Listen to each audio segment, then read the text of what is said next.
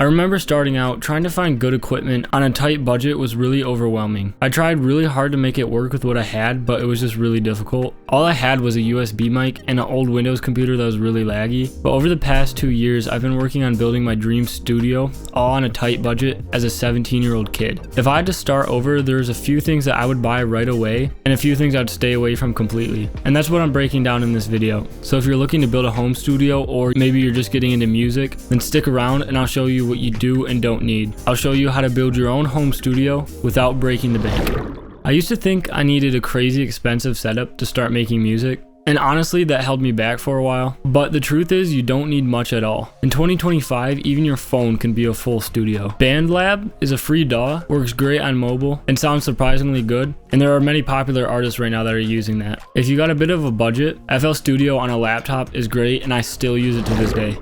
For recording, all you need is a decent mic and an audio interface. I use the Focusrite Scarlett 2i2 paired with the Audio Technica AT2020, which is actually the mic I'm using right now. But even if this is a little too expensive for you, even like something like the Snowball Ice Mic, which goes around $40, will work too. Don't let gear hold you back.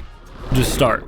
The next thing you'll need is a pair of headphones. If all you're doing is recording, they don't really need to be anything fancy, like even standard just earbuds will work. But if you want to learn how to mix your music properly, then you need a pair of headphones that is frequency accurate. I personally use the Beyerdynamic DT 770 Pros. Those headphones are a great budget option for mixing, but at the end of the day, it really just depends on your needs. If all you're doing is recording, then this is definitely a place you can save money. But for mixing, good headphones make a big difference. And speaking of mixing, if you want your song personally mixed by me, then check out the link in the description.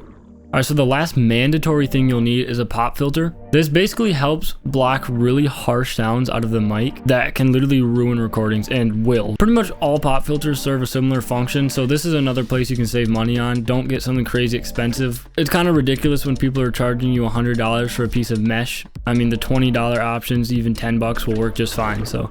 Alright, so we already have headphones to listen to everything, but if you want to mix, sometimes you need a little more than just headphones. Now this step is optional, but getting a pair of studio monitors can also be a huge game changer. Now this definitely is getting away from the cheaper end of things, but again, completely optional. And especially if you're not mixing, then you really don't need these. I recommend the M Audio BX5s, that's personally what I use, and they sound great. You could even grab some like cheap acoustic paneling to help absorb sound reflections in your room. But again, this is also completely optional and just kind of for the people who have a little extra budget. The reason you do this for mixing is it gives you something to compare to what you're hearing in your headphones, because it kind of helps out to have two different listening devices. Now that we have all this equipment, you need to learn how to use it. So if you want to learn how to make your very first song, then watch the video on screen and I'll explain everything you need to know.